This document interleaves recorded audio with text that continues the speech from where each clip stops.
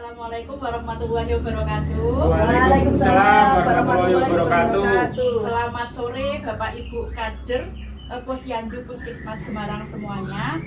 Perkenalkan, kami di sini tim fasilitator untuk pendampingan kader PTM penyakit tidak menular Puskesmas Gemarang. Perkenalkan, di sini ada saya Dr. Siri Siriati, kemudian ada teman saya Pak Hendri Sunaryanto, dan ada Bu Indah Sukmayani.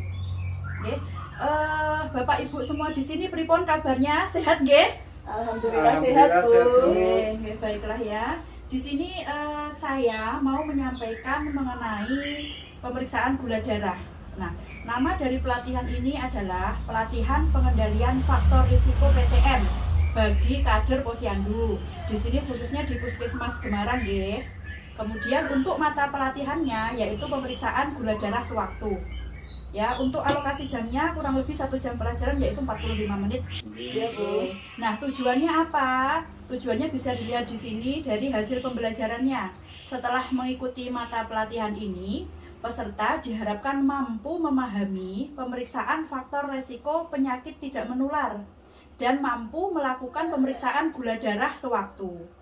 Oke, kemudian untuk indikatornya diharapkan setelah pelatihan ini peserta bisa melakukan pemeriksaan gula darah sewaktu di Posyandu.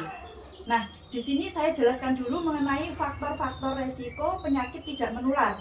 Di sini ada dua, nggih, yaitu faktor resiko yang bisa diubah dan yang tidak bisa diubah.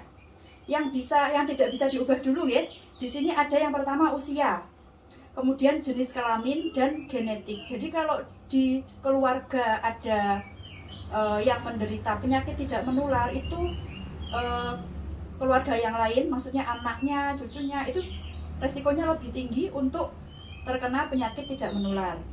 Kemudian yang bisa diubah di sini ada merokok, kemudian kurang aktivitas fisik, pola makan tidak sehat, obesitas, darah tinggi, dan prediabetes. Nanti kita bahas lebih lanjut. Hari ini kita akan membahas mengenai diabetes mellitus nggih. Bapak Ibu ada yang sudah tahu diabetes mellitus itu apa? Kencing manis ya, Bu? Nggih, ya orang awam sering menyebutnya kencing manis. Diabetes mellitus ini merupakan suatu penyakit menahun yang ditandai dengan kadar gula darah yang melebihi normal. Nah, kadar gula yang disarankan berapa? Nggih, di sini bisa dilihat kadar gula itu dikatakan tinggi apabila di atas 200 untuk gula darah sewaktu. Gula darah sewaktu itu maksudnya tidak puasa sebelumnya, jadi makan biasa, kemudian kita cek gula, itu namanya gula darah sewaktu. Kemudian untuk gula darah puasa dengan 8 jam sebelumnya tidak mengkonsumsi apapun kecuali air putih, itu maksimal 126, atau kalau pakai stick itu maksimal 100. Nah, tipe-tipenya ada tipe 1, tipe 2. Tipe 1 itu yang sejak kecil, kemudian tipe 2 itu yang didapat saat dewasa karena pola makan, kemudian diabetes gestasional itu didapatkan saat hamil. Nah, gejala dari diabetes itu apa? Ada yang tahu, Bapak Ibu? Ada trias untuk gejala klasik dari diabetes, yaitu polidipsi, poliuri, dan polifagi. Sering haus, sering bolak-balik buang air kecil, dan sering lapar, sering makan. Gejala tambahannya macam-macam, bisa kesemutan, mata kabur, kemudian gatal-gatal, dan lain sebagainya, seperti yang ditampilkan di sini. Nah, di sini untuk deteksi dini penyakit tidak menular untuk usia produktif dan lansia. Penyakit tidak menular di sini macam-macam nggih, ada hipertensi, diabetes, PPOK, penyakit paru karena rokok, kemudian gangguan metabolik, gangguan indera, dan ada kanker. Nah, di sini kita mau bahas terutama mengenai deteksi dini diabetes, yaitu dengan melakukan pemeriksaan gula darah. Untuk pemeriksaan deteksi dini gula darah acak, sasarannya adalah usia lebih dari 40 tahun. Itu mau nggak mau harus dideteksi dini diabetes, harus dilakukan pemeriksaan gula darah. Kemudian sasaran yang kedua adalah usia 15-40 tahun, tapi dengan faktor resiko PTM seperti yang saya sebutkan di depan tadi. Ya, untuk melakukan pemeriksaan gula darah kita harus mempersiapkan alat-alatnya, gitu. Nah, ini untuk alatnya Yang pertama, langsung saya demonstrasikan ya. Iya, Bu. Di sini ada glukometer. Yang niki sudah pada tahu Bapak Ibu? Baru Belum. tahu, Bu. Terus ini ada lancet, kemudian strip glukosa, strip gula, alkohol swab, tisu, kemudian handscoon. Jangan lupa pakai handscoon. Ini untuk apa kita pakai handscoon? Untuk pemeriksaan gula darah ini terutama untuk keamanan kita pemeriksa, ya. Jadi supaya kalau ada tetesan darah atau cairan tubuh lain itu supaya tidak kena langsung di kulit atau badan kita. Nah, langkahnya seperti ini, nggih. Langsung mawon. Untuk pemeriksaan gula darah, di sini kita menggunakan glukometer. Ini namanya glukometer. Nah, dari glukometer ini nanti kita masukkan stripnya sampai nanti muncul bunyi. Muncul bunyi, di sini ada tulisannya. Nggih. Setelah itu jari tangan yang mau dilakukan tes itu kita bersihkan dengan alkohol swab. Ujung jari saja, salah satu terserah yang mana. Nanti setelah itu kita tusukkan lancetnya, tusukkan. Kemudian tetesan pertama kita usap dulu dengan tisu. Baru setelah itu tetesan keduanya kita gunakan untuk ngetes gulanya tadi. Kita tempelkan. Nanti akan bunyi juga kalau sudah penuh darah yang digunakan. Setelah itu kita tunggu, nanti akan muncul angka dari gula darah tersebut. Seperti itu Bapak Ibu. Oh iya, jangan lupa nanti untuk sampahnya semua ini ditaruh di sampah medis, nggih, yang warna kuning. Tapi untuk lancetnya nanti ditaruh di safety box yang warna kuning kotak. Nggih, nanti dibawakan saat Itu yang khusus jarum itu, Bu, ya, yang kotak kuning itu benar, ya. untuk yang jarum-jarum ditaruh di situ. Seperti itu, ini gambarnya. Ya. Demikian untuk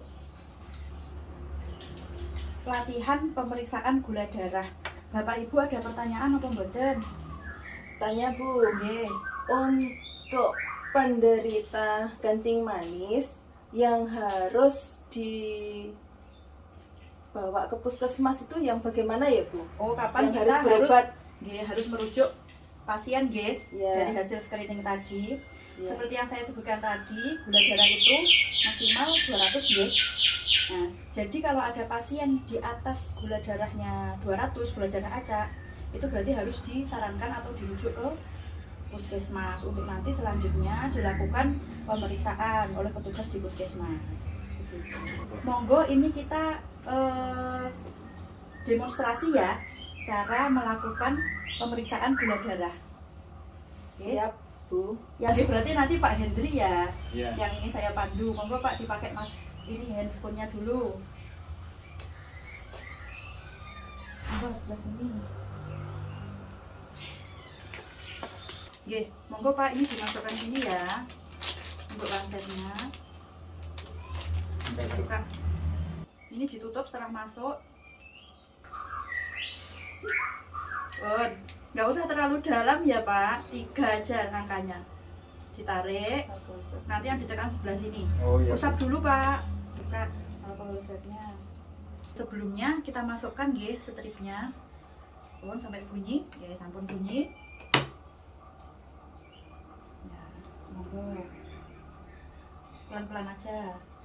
Truk tegak lurus, cepet, tidak usah terlalu dalam, sampun. Yang pertama diusap dulu. Pun ini pada dipencet kalau nggak keluar. Pun sudah sampai bunyi, berarti tandanya sudah penuh, nggih, sudah sesuai darahnya. Oke, kita tunggu beberapa saat, nggih, untuk hasilnya. Nggih, sudah keluar hasilnya gula darah, ini bisa dilihat nggih 121. Nggih, berarti masih dalam batas normal karena kan gula darah sewaktu nggih. Ampun. Untuk pembuangan sampahnya tadi pripun? Semua dibuang ke sampah medis, untuk yang jarum dibuang ke sampah kotak Nggih, sampah yang kotak warna bertulis kuning. safety box. Ya, benar. Pun. Monggo duduk lagi Bapak Ibu. Nggih, ampun. Seperti itu ada yang ditanyakan mboten? Cukup jelas Bu. Cukup jelas nggih. Nanti kalau ada pertanyaan lebih lanjut monggo menghubungi kami. Nggih, dari semua hasil latihan kita tadi, monggo kita simpulkan. Nggih, untuk pemeriksaan gula darah.